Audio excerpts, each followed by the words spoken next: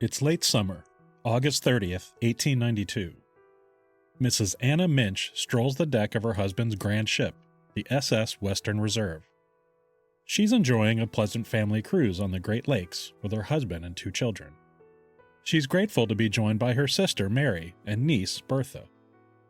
The 2 sisters are enjoying the fresh air and chat while their children entertain themselves on the deck. The children's laughter, the beauty of the Great Lakes, and the relaxing cruise are proving to be just what she needed. Earlier, there was much excitement as the ship passed through the Sioux locks. The children were amazed and joyously watched the lowering and raising of the ships as the water poured in and out of the locks. Anna's husband, Peter Minch, is the owner and designer of the ship. He proudly walks the deck, and being a captain himself, busies himself with the workings of the ship, its route and operation. When not spending time with his family, he visits the bridge to talk to the captain, or engages in conversation with the other men on board. But something is catching Anna's eye. The dark clouds ahead could put a damper on an otherwise perfect cruise. Not that she's worried. Her husband's ship is the safest on the lakes. At sunset, the skies are darker, and the wind from the north has picked up. The serenity of Whitefish Bay of Lake Superior has been replaced by choppy turbulence. She gazes into the vast darkness to the north and suddenly shivers. Perhaps she will head inside. Just then her husband approaches and tells her they're going to drop the anchor and wait out the storm. Anna breathes a sigh of relief and heads inside with her husband. Within an hour, the Western Reserve will be at the bottom of Lake Superior. Unbreakable, the SS Western Reserve, today on Shipwrecks and Sea Dogs. Hello and welcome to Shipwrecks and Sea Dogs, tales of mishaps, misfortune, and misadventure. I'm your host, Rich Napolitano. Over 10,000 shipwrecks are believed to be at the bottom of the Great Lakes, and the vast majority of them have not been found. When we think of Great Lake shipwrecks, we may first think of the wicked fall and winter storms that are infamous for causing so many disasters. The truth is, storms on the Great Lakes can whip up with little to no notice, and at any time, in any location. The gales of November are to be respected, but the gales of August can be just as deadly. The SS Western Reserve was constructed at the Cleveland Shipbuilding Company, Hull No. 9, for Minch Transportation Company, and launched August 20th, 1890. She was 301 feet long, 41 feet wide, and was one of the first all-steel ships on the Great Lakes. Her name comes from the 6,000 square mile region of the same name, which is now part of western Ohio. The ship was designed by the company's owner, Peter G. Minch, a millionaire shipping magnate, inventor, ship designer, and captain. The Minch family had been operating in the shipping industry dating back to the 1840s, under Peter's father, Captain Philip J. Minch, and the family's legacy in the shipping industry continues to this day. More on that later. Minch was at the forefront of innovation, as wooden schooners had dominated shipping routes of the Great Lakes for decades. The Western Reserve was a modern wonder, built to be faster than wooden ships and carry more cargo. Her builders believed the ship's steel hull would put an end to all shipping disasters due to hull failure, believing she was, essentially, unbreakable. Minch's new ship was the first steel ship of the classic Great Lakes design. The Western Reserve was the largest bulk carrier on the Great Lakes when she launched, but she was also fast. Powered by coal-fired boilers, her 3-cylinder triple-expansion engine was still a relatively new technology for commercial ships in 1890, and provided enough power to travel up to 12 knots, or about 14 miles per hour. Because of her speed, she soon earned the nickname of the Inland Greyhound.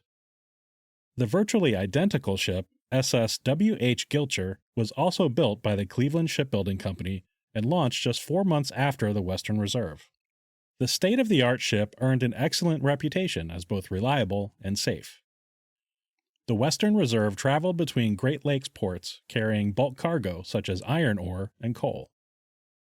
On August 28, 1892, Peter Minch boarded the Western Reserve in Cleveland, Ohio with his wife Anna, 10-year-old son Charles, 7-year-old daughter Florence, Mrs. Minch's sister Mary Engelbree, and her daughter, Bertha Engelbree. Although Peter Minch himself was an experienced and qualified captain, the ship was under command of Captain Albert Meyer, who brought along his 19-year-old son. Minch was taking his family for a vacation cruise through the Great Lakes, bound for Two Harbors, Minnesota. In total, 28 people boarded the Western Reserve for the late summer voyage. The Western Reserve left Cleveland in ballast, riding high on the water. She would pick up cargo of iron ore in Two Harbors when it arrived there in a few days. The weather was pleasant during the early portion of the trip, and the Western Reserve arrived at Port Huron, the southern entrance to Lake Huron, at 9:20 p.m. on August 29th.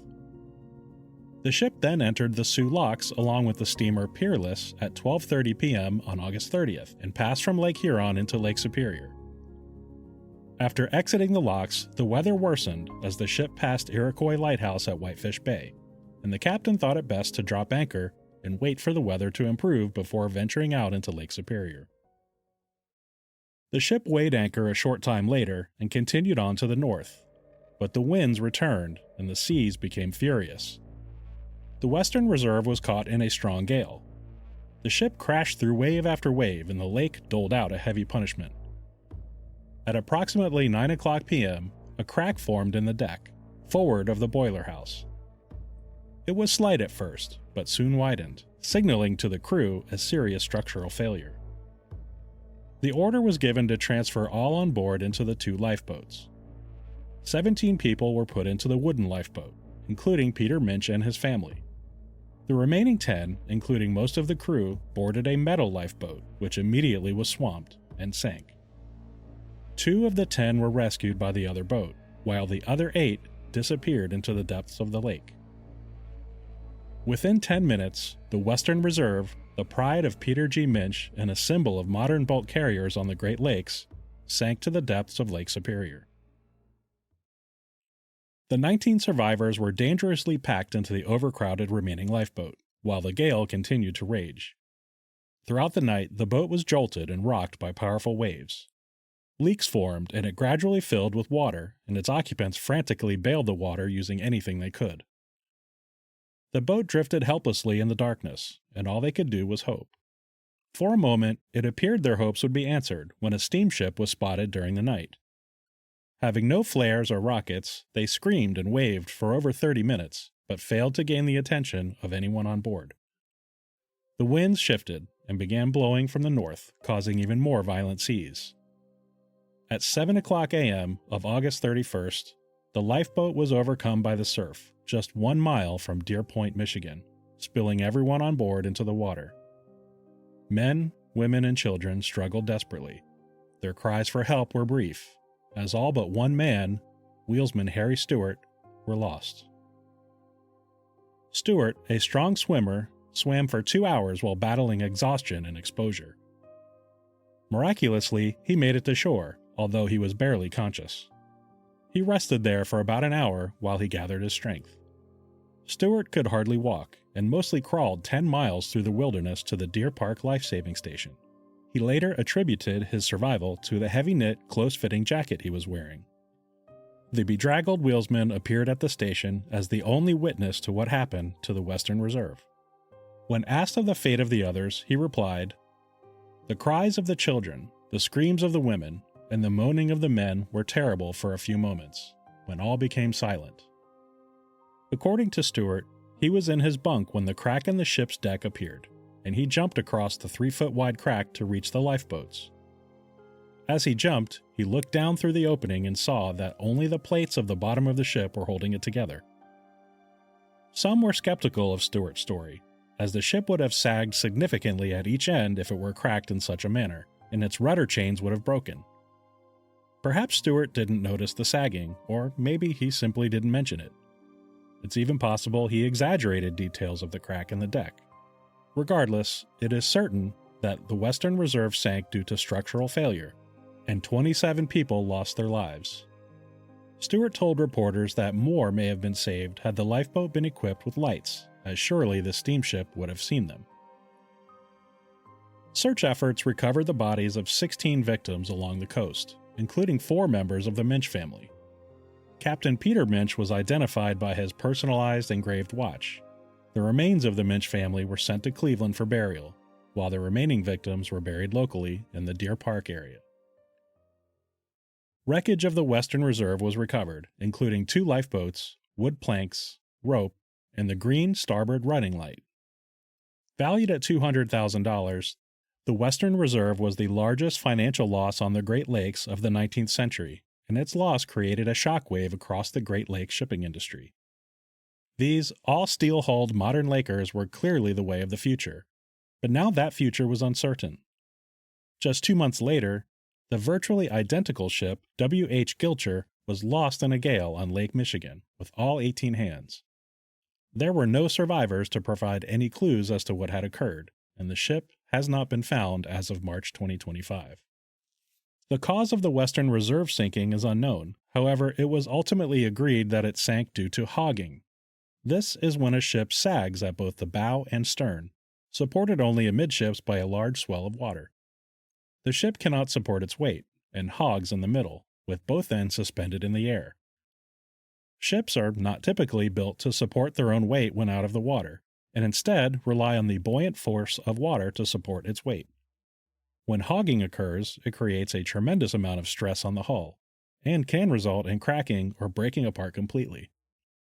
It is believed the bow and stern of the Western Reserve were both suspended 50 feet, with roughly 200 of her 300 feet supported by water. The incredible stress placed on the steel plates causes twisting and flexing on the metal, and the dislodging of the rivets that keep everything held together. A complicating factor could be the type of steel that was used. At the time, the Bessemer steel process was being used to build ships. In short, this process removed impurities by blowing air across the hot iron, which caused it to oxidize. This was a very inexpensive process and allowed steel to be used in mass production. This was still the very early stages of maritime metallurgy, and not all the properties of Bessemer steel were fully understood. Shipbuilders in the 1890s did not yet know that Bessemer steel was not very flexible and broke under strain. It also becomes brittle at low temperatures, such as the water temperatures of the Great Lakes. The loss of the Western Reserve and the W.H. Gilcher triggered improvements for shipbuilding. The processes for making steel became more advanced and produced stronger and more flexible steel, and the welding of metal plates gradually replaced the use of rivets. For 132 years, the location of the Western Reserve was unknown. Finally, in July of 2024, researchers from the Great Lakes Shipwreck Historical Society pinpointed the location of the wreck and announced their discovery in March of 2025. Director of Marine Operations Darrell Ertel and his brother and first mate, Dan Ertel, had searched for the vessel in Lake Superior for over 2 years. The wreck was found using the Marine Sonics dual-frequency side-scan sonar at a half-mile range from their research vessel, the David Boyd. Darrell Ertel describes, "It was very small looking out that far, but I measured the shadow, and it came up about 40 feet. So we went back over the top of the ship, and I saw that it had cargo hatches, and it looked like it was broken in two, one half on top of the other, and each half measured with the side scan 150 feet long. Then we measured the width, and it was right on, so we knew that we'd found the Western Reserve. Knowing how the ship was caught in a storm this far from shore made an uneasy feeling in the back of my neck." The wreck was found 60 miles northwest of Whitefish Point, under 600 feet of water. It is an area of Lake Superior known as the Graveyard of the Great Lakes, home to more than 200 shipwrecks, including the Edmund Fitzgerald, which lies less than 100 miles to the north of the Western Reserve. The search team visually confirmed the wreck using a Phantom S4 remotely operated vehicle, or ROV. They captured images revealing the ship's bell, deck rack, its broken mast laying across the bow, and the port side running light, which matched the starboard side running light that was found at the time of the wreck.